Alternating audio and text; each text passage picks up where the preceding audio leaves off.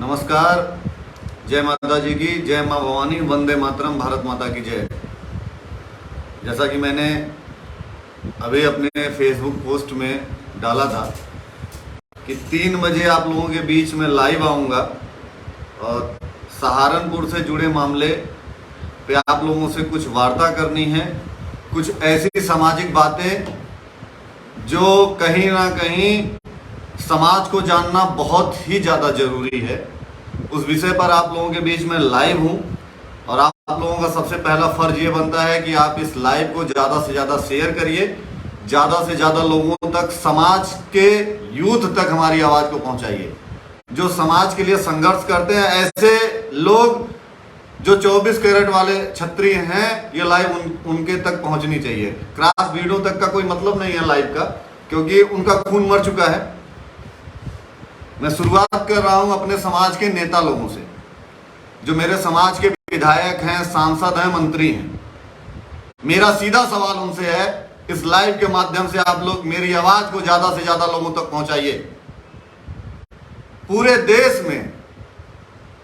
देश में हजारों की संख्या में राजपूत विधायक हैं, सैकड़ों की संख्या में राजपूत सांसद हैं।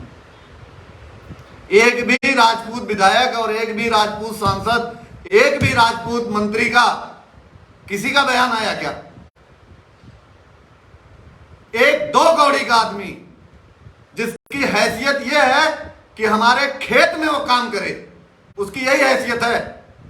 लेकिन उसके बाद भी वो लगातार हमारे समाज को टारगेट किया, गाली दिया, हमारे बाप दादाओं को खून पे उसने प्रश्न चिन्ह खड़ा किया, हमारे बहादुरी पे उसने सवाल खड़ा किया, हमारी कौम पे उसने सवाल खड़ा किया।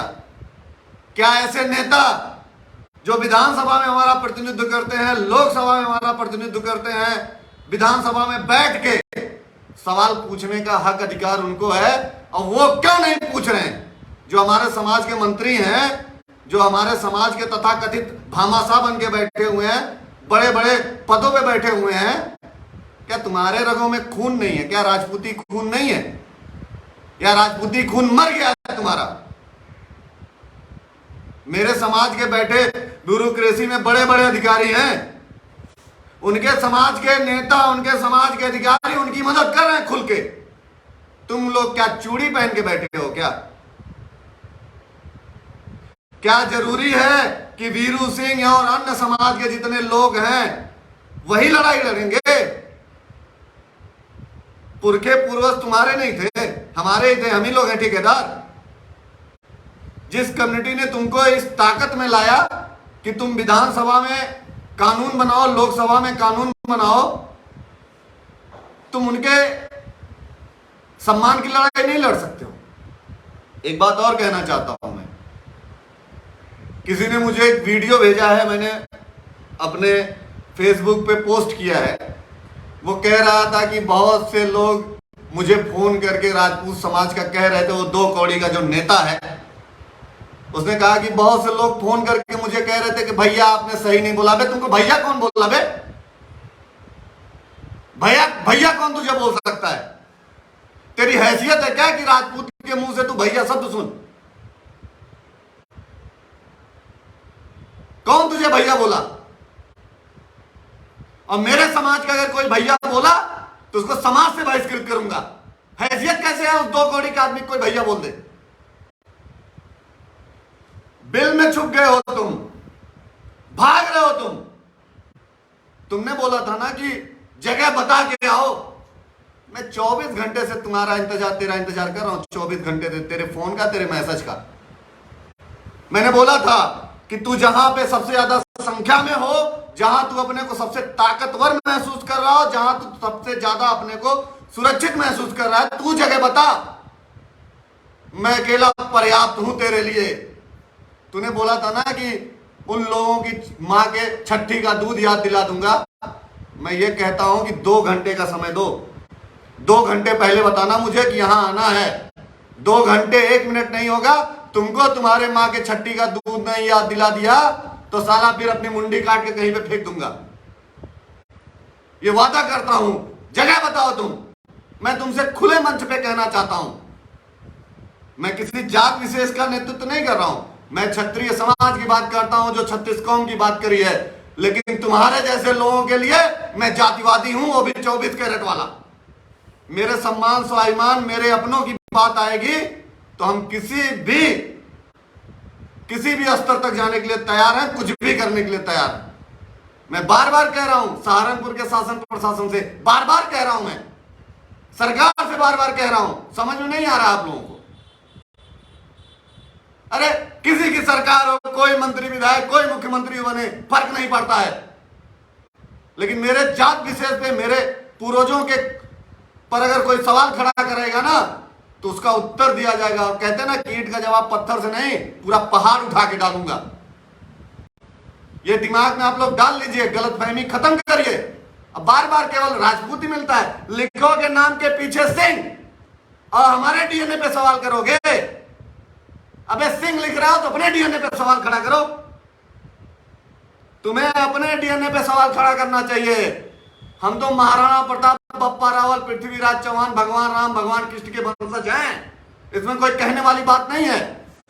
लेकिन मैं एक बात और बताऊं, सीधा सा मेरा कॉन्सेप्ट है कि मैं चीजों को कहीं ना कहीं आप लोगों के बीच रखना चाहता हूं और समाज के सभी यूथ से मैं एक बात कहना चाहता हूं कि अब समय आ गया है अपने मान सम्मान स्वाभिमान और प्रतिकार की लड़ाई लड़ने का समय आ गया है।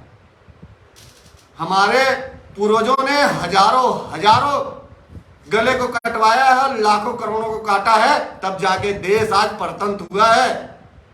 1.25 लाख से ज्यादा जमींदारी और 500 से ज्यादा हमने रजवाड़े इस देश को दिया, तब जाके समता मूलक समाज की स्थापना हुई है।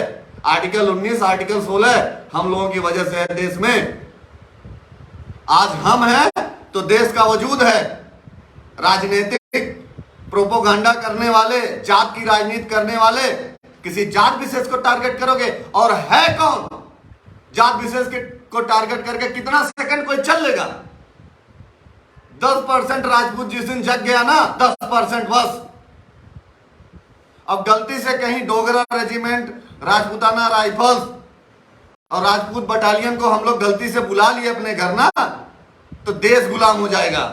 इतना दिमाग में बिठा लेना। हमारा डीएनए लड़ रहा है देश में -50 डिग्री टेम्परेचर में, सियाचिन में, वहां आरक्षण नहीं चलता है। हमारा डीएनए लड़ रहा है। सबसे ज्यादा विधवा औरतें हमारे जाति में हैं, क्योंकि उन्होंने देश के लिए बलिदान दिया है, सर्वोच्च बलिदान। अब तुम उस कम्युनिटी पे डीएनए की बात कर रहे हो। मैंने कहा ना, तुम अपना डीएनए जांच कराओ। तुमको पहले अपने डीएनए की रिपोर्ट लेनी चाहिए। पीछे तुम सिंह लिखोगे और दूसरों के डीएनए की बात करोगे। पता, तुम बोल रहे थे कि ये लोग अंग्रेजों के तलवे चाटे हैं। कौन किसका तलवा चाटा है वो अभी 10 साल पहले किसी अपने बाप दादा से पूछोगे, पता चलेगा कि तलवा चाटना किसको कहते हैं। क्षत्रिय मुंडी कटवा सकता है लेकिन किसी के सामने गिड़गिड़ा नहीं सकता है, इतिहास गवाह है। सुनो, इसीलिए हम सवर्ण कोटे में हैं। हम आरक्षण की रोटी नहीं सेकते हैं, हम गिड़गिड़ा के नौकरी नहीं मांगते हैं, अपने हक हकूक की लड़ाई लड़ते हैं। हम फ्री वाला राशन नहीं लेते हैं, हम फ्री वाली दवा नहीं लेते हैं, हम फ्री वाला ट्रेवल नहीं करते हैं, फ्री की कोई भी चीजें, फ्री वाली पढ़ाई नहीं पढ़ते हैं। हम अपने बाप दादाओं की कमाई की पढ़ाई पढ़ते हैं, अपने हिस्से की लड़ाई लड़के अपने बाप दादा की कमाई से खर्चा चलाते हैं। किसी के ऊपर डिपेंड नहीं है बिरादर। एक बात कान खोल के सुन लो, जहां भी छुपे हो चुपचाप सरेंडर करो। और मैं बार बार कह रहा हूं पुलिस से, पुलिसिया कार्रवाई करो। एक जात विशेष को आक्रोशित करने की आवश्यकता नहीं है। नहीं तो कश्मीर से लेकर कन्याकुमारी तक राजपूत हैं, और गलती से अगर निकल गए ना तो हमको लगता है जगह कम पड़ जाएगी। इसलिए मैं बार बार कह रहा हूं कि ऐसे समाज के कीड़ों को तत्काल गिरफ्तार करके जेल भेजा जाए और एनएसए लगाया जाए, और उससे जुड़े जितने भी लोग हैं, अब खास करके जो भी राजनीतिक दल, राजनीतिक पार्टियां, राजनीतिक व्यक्ति इस कांड के पीछे है, उसके ऊपर भी कार्रवाई करी जाए। ये व्यक्तिगत मांग नहीं है, ये समाज की मांग है। इसलिए मैं बार बार कह रहा हूं, और मैं सहारनपुर के भाइयों से एक बात कहना चाहता हूं, समय डिसाइड करिए आप लोग। तारीख बताइए।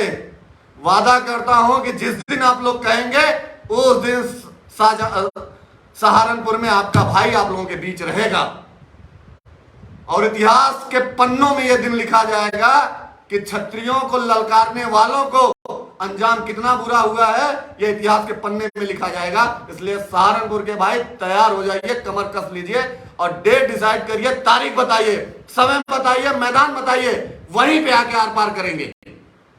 वहीं बुलाओ, अगर वो नहीं बुला रहा है तो हम आ रहे हैं। बहुत बहुत धन्यवाद। जय माता जी की, जय मां भवानी।